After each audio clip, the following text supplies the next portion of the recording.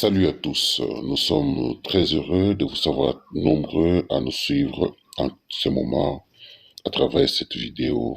Oui, nous sommes de retour après un moment plus ou moins long où nous sommes absentés, nous n'avons pas posté de vidéo. Et voilà, nous sommes de retour, nous avons eu beaucoup de travail. Maintenant que nous sommes un peu dégagés, nous avons dit de renouer avec notre habitude de vous poster des vidéos. Merci et une fois de plus, salut et bienvenue sur cette chaîne. Passons à l'autre bord.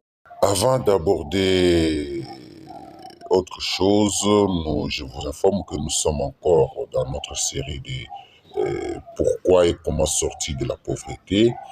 Lors de la vidéo précédente, nous avions parlé des causes de la pauvreté et aujourd'hui, nous proposons de parler des conséquences de la pauvreté sur la vie individuelle et communautaire.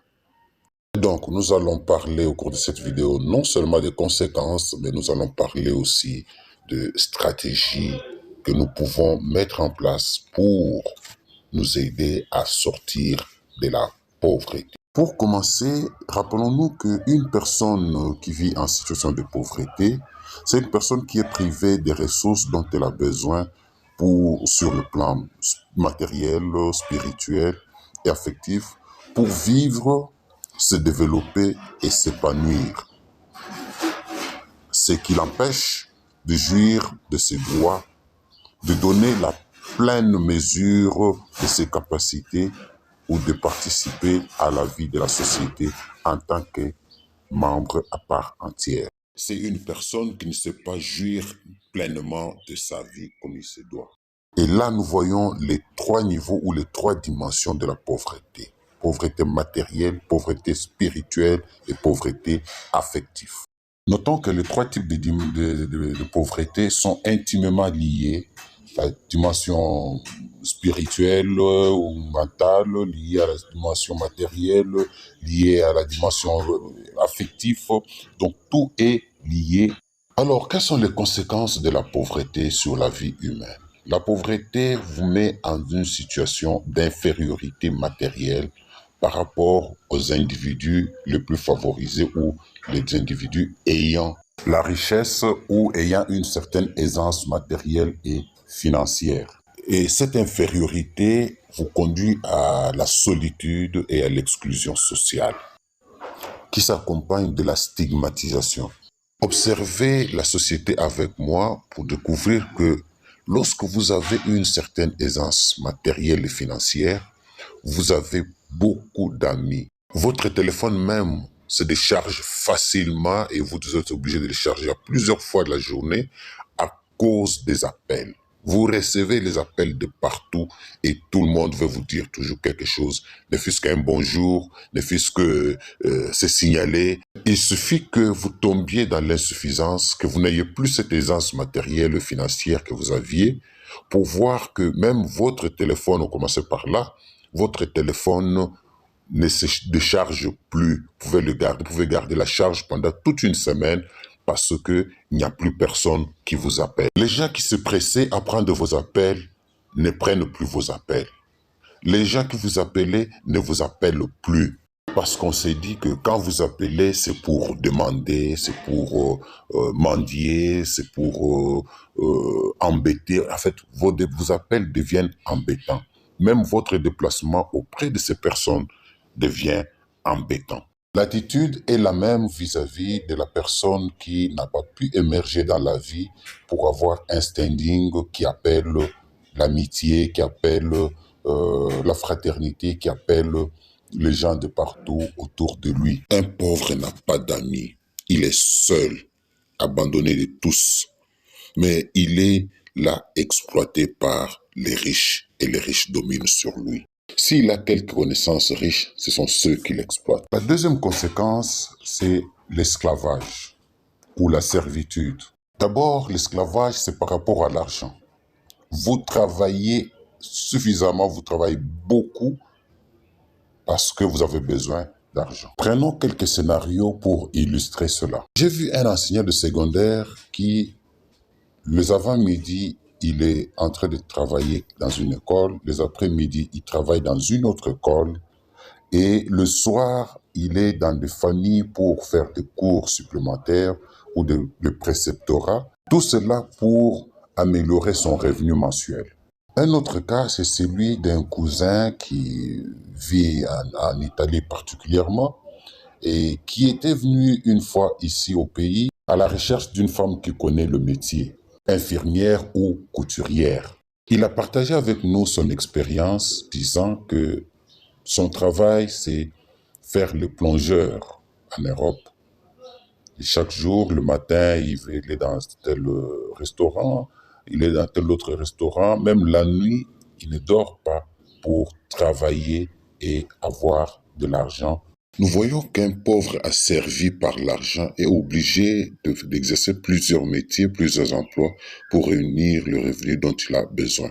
Un autre cas de figure, c'est que la pauvreté vous aliène votre personnalité, votre dignité et vos valeurs.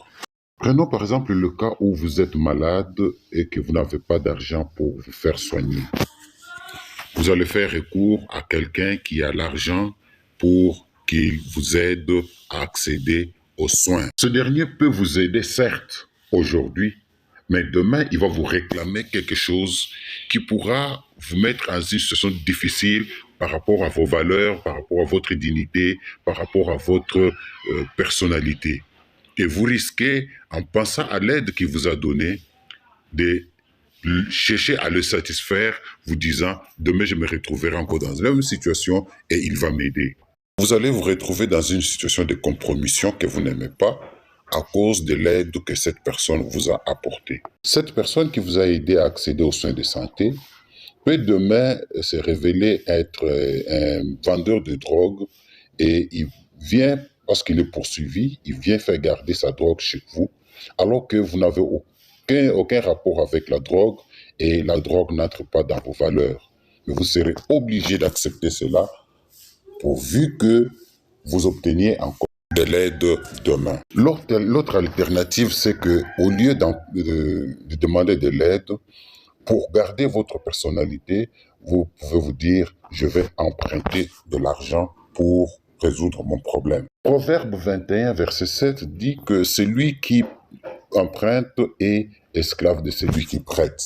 Le créancier peut vous imposer certaines compromissions qui sont contraires à vos valeurs au cas où vous n'êtes pas en mesure de rembourser son argent. C'est le cas de cette veuve du fils de prophète qui a vu le créancier venir réclamer ses 2 enfants pour en faire des esclaves. Du vivant de son mari, ils ont eu plusieurs fois à faire recours à des créances, à des emprunts pour pouvoir résoudre les problèmes familiaux. Mais lorsque l'homme est décédé, voilà, la situation s'est compliquée pour la famille. 2 Rois 4, 1 à 7. L'employé même est sous la servitude de son employeur, qui lui impose une quantité de travail à fournir, et tout le temps à lui donner, ainsi de suite, pour un salaire qui ne lui permet pas de couvrir tous les besoins de sa vie et de tous ses proches. À cause de la pauvreté, un homme bien sérieux a finalement accepté que sa fille nourrisse la famille avec l'argent de la prostitution, quelque chose qu'il n'avait jamais voulu. Alors, comment faire pour s'en sortir? Acquérir sa liberté vis-à-vis de l'argent et vis-à-vis de son prochain, vis-à-vis de l'homme. Préserver ses valeurs et être soi-même, savoir les défendre en toute situation. Tout travail procure de l'abondance. La main des diligents dominera, mais la main lâche sera tributaire. La solution, l'unique et la vraie, c'est pour se sortir de la pauvreté, c'est le travail. Entreprendre, se lancer et faire quelque chose pour pouvoir préserver son indépendance, pour pouvoir acquérir sa liberté et défendre ses valeurs. Ici, on ne parle pas de l'emploi, mais on parle du travail. Le travail vous met à l'abri du besoin, mais le travail vous donne les ressources qu'il faut pour venir en aide aux autres. Si du moins aider les plus démunis est une valeur pour vous. Le travail rend noble. À cause de la pauvreté, des parents ont perdu le contrôle et l'autorité sur leurs enfants. Les maris ont perdu leur autorité et leur respect vis-à-vis de leurs femmes. Des femmes ont vendu leur dignité et leur honneur. Et les valeurs qui fondent une société ont été renversées à cause de la pauvreté. À cause de la pauvreté, on n'a plus du temps ni pour soi-même ni pour sa famille. L'antidote la plus efficace reste l'entrepreneuriat. C'est lancer dans l'entrepreneuriat et travailler pour son propre compte. Entreprendre honnêtement, en faisant quelque chose, en donnant aux autres, en résolvant les problèmes de l'humanité. C'est ça qui fait que les autres rapportent l'argent qu'ils ont dans leur poche, dans leur sac, viennent vous donner et ça vous permet d'acquérir l'indépendance financière ou la liberté financière. Ce qui est valable au niveau individuel l'est au niveau de la communauté. Et là, nous pouvons rejoindre la pensée de Ricardo Kanyama qui dit « La richesse d'un pays est la somme des richesses de tous ses citoyens ».